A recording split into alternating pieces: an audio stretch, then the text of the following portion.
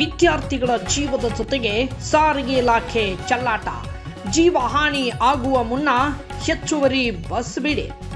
ರಾಜ್ಯ ಸರ್ಕಾರದ ಶಕ್ತಿ ಯೋಜನೆ ಪರಿಣಾಮ ಅಥಣಿ ತಾಲೂಕಿನಲ್ಲಿ ಕೆಎಸ್ಆರ್ಟಿಸಿ ಬಸ್ಗಳು ಫುಲ್ ರಶ್ ಆಗಿ ಸಂಚರಿಸುತ್ತಿವೆ. ಈ ವೇಳೆ ವಿದ್ಯಾರ್ಥಿಗಳು ತಮ್ಮ ಜೀವದ ಹಂಗು ತೊರೆದು ಬಾಗಿಲಿಗೆ ಜೋತು ಬೀಳುತ್ತಿರುವುದು ಸಾಮಾನ್ಯವಾಗಿದೆ. ಇದು ಸದ್ಯ ಎಲ್ಲರಲ್ಲೂ ಕೂಡ ಭೀತಿ ಹುಟ್ಟಿಸಿದೆ. ಆಯತಪ್ಪಿ ಬಿದ್ದು ಜೀವಕ್ಕೆ ಹಾನಿಯಾದರೆ ಯಾರು ಹೊಣೆ ಎಂದು ಸಾರ್ವಜನಿಕರು ಪ್ರಶ್ನಿಸುತ್ತಿದ್ದಾರೆ. ಹೌದು, ಅಥಣಿ ಉತ್ತರ ಕರ್ನಾಟಕದಲ್ಲೇ ಅತಿ ಹೆಚ್ಚು ಗ್ರಾಮಗಳನ್ನು ಹೊಂದಿರೋ ತಾಲೂಕು. ಅಥಣಿ ನಗರದ ಶಾಲಾ ಕಾಲೇಜುಗಳಿಗೆ ವ್ಯಾಸಂಗ ಮಾಡಲು ನಿತ್ಯ ಸಾವಿರಾರು ವಿದ್ಯಾರ್ಥಿನಿಯರು ವಿವಿಧ ಗ್ರಾಮಗಳಿಂದ ಆಗಮಿಸುತ್ತಾರೆ. ಬೆಳಿಗ್ಗೆ 6ರಿಂದ ಸಾಯಂಕಾಲ 5-7 ಗಂಟೆವರೆಗೂ ಕೂಡ ವಿದ್ಯಾರ್ಥಿಗಳು ಸಂಚರಿಸುತ್ತಿರುತ್ತಾರೆ. ಇನ್ನು ಸಿದ್ದರಾಮಯ್ಯ ನೇತೃತ್ವದ ಸರ್ಕಾರ ಮಹಿಳೆಯರಿಗೆ ಉಚಿತ ಬಸ್ ಪ್ರಯಾಣ ಭಾಗ್ಯ ನೀಡಿದ್ರಿಂದ ವಿದ್ಯಾರ್ಥಿಗಳಿಗೆ ದಿನನಿತ್ಯವೂ ಬಹಳಷ್ಟು ಸಮಸ್ಯೆಯಾಗುತ್ತಿದೆ.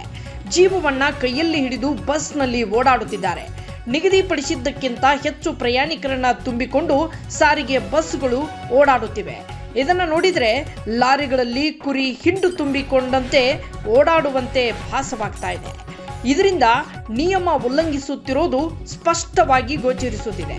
ಯಾವುದಾದ್ರೂ ಕಾರಿನಲ್ಲಿ ಹೆಚ್ಚು ಜನರನ್ನ ಹತ್ತಿಸಿಕೊಂಡು ಸಂಚರಿಸಿದ್ರೆ ಅವರಿಗೆ ದಂಡ ಹಾಕುತ್ತೀರಿ. ಆದರೆ ಬಸ್ ಪ್ರಯಾಣಿಕರನ್ನ ತುಂಬಿಕೊಂಡು ಬಾಗಿಲ ಮೇಲೆ ನಿಂತು ಸಂಚರಿಸೋ ಸಾರಿಗೆ ಬಸ್ಗಳ ಮೇಲೆ ಯಾಕೆ ದಂಡ ವಿಧಿಸಲ್ಲ ಅಂತ ಸಾರ್ವಜನಿಕರು ಪ್ರಶ್ನಿಸುತ್ತಿದ್ದಾರೆ. ಕಾಲು ಇಡದಷ್ಟು ಕೂಡ ಜಾಗ ಬಸ್ನಲ್ಲಿ ಇರೋದಿಲ್ಲ. ಬಸ್ನ ಕಿಟಕಿಯನ್ನ ಹಿಡಿದು ಜನ ನಿಲ್ಲುವಂತ ಸ್ಥಿತಿ ನಿರ್ಮಾಣವಾಗಿದೆ.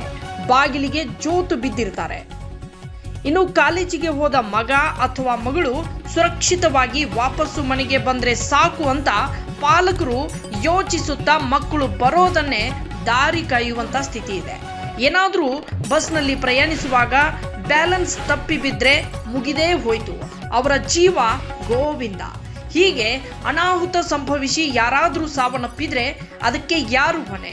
ಶಕ್ತಿ ಯೋಜನೆ ಜಾರಿಗೆ ತಂದ ಕಾಂಗ್ರೆಸ್ ಸರ್ಕಾರವೇ ಹೊಣೆಯಾಗುತ್ತದೆ.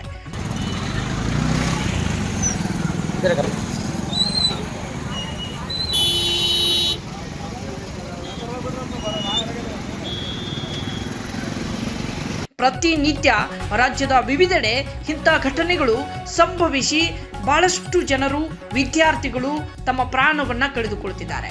ಸರ್ಕಾರ ಈ ವಿಚಾರವನ್ನ ಗಂಭೀರವಾಗಿ ಪರಿಗಣಿಸಬೇಕು. ಮಕ್ಕಳ ಬಗ್ಗೆ ಅವರ ತಂದೆ ತಾಯಿ ಅದೆಷ್ಟೋ ಕನಸುಗಳನ್ನ ಕಟ್ಟಿಕೊಂಡಿರುತ್ತಾರೆ. ಹೀಗೆ ದುರಂತದಲ್ಲಿ ಮಕ್ಕಳು ಜೀವ ಕಳೆದುಕೊಂಡ್ರೆ ಆ ತಂದೆ ತಾಯಿಗೆ ಯಾರು ಆಧಾರ, ಯಾರು ಅವರಿಗೆ ಆಸರೆಯಾಗುತ್ತಾರೆ?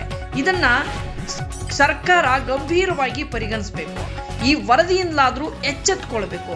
ಹೆಚ್ಚುವರಿ ಬಸ್ಗಳನ್ನ ಬಿಟ್ಟು ವಿದ್ಯಾರ್ಥಿಗಳು ಮತ್ತು ಸಾರ್ವಜನಿಕರಿಗೆ ಸಾರಿಗೆ ಇಲಾಖೆ ಅನುಕೂಲ ಮಾಡಿಕೊಡಬೇಕು. ಈ ಎಲ್ಲ ಬಸ್ಗಳ ಸಮಸ್ಯೆಯನ್ನ ನಿವಾರಿಸುತ್ತಾ ಅಥವಾ ಇನ್ನೂ ಕೂಡ ಇದೇ ಪರಿಸ್ಥಿತಿಯನ್ನ ಸಂಕಷ್ಟವನ್ನ ವಿದ್ಯಾರ್ಥಿಗಳು ಮತ್ತು ಅಥಣಿ ತಾಲೂಕಿನ ಜನ ಅನುಭವಿಸುವಂತಾಗುತ್ತಾ ಎಂಬುದನ್ನ ಕಾದು ನೋಡಬೇಕಿದೆ. ಇನ್ನು ಈ ವರದಿಯನ್ನ ಸಂಬಂಧಿಸಿದ ಸಾರಿಗೆ ಅಧಿಕಾರಿಗಳು, ಅಥಣಿ ಶಾಸಕರು ಮತ್ತು ತಾಲೂಕಾಡಳಿತ, ಜಿಲ್ಲಾಡಳಿತ ಕೂಡ ಈ ವರದಿಯನ್ನ ಗಂಭೀರವಾಗಿ ಪರಿಗಣಿಸಿ ಶೀಘ್ರವೇ ಈ ಸಾರಿಗೆ ಬಸ್ಗಳ ಸಮಸ್ಯೆಯನ್ನ ಬಗೆಹರಿಸಿ ವಿದ್ಯಾರ್ಥಿಗಳು ಮತ್ತು ಸಾರ್ವಜನಿಕರಿಗೆ ಅನುಕೂಲ ಮಾಡಿಕೊಡಬೇಕು ಎಂಬುದು ನಮ್ಮ ವಾಹಿನಿಯ ಆಶಯವಾಗಿದೆ.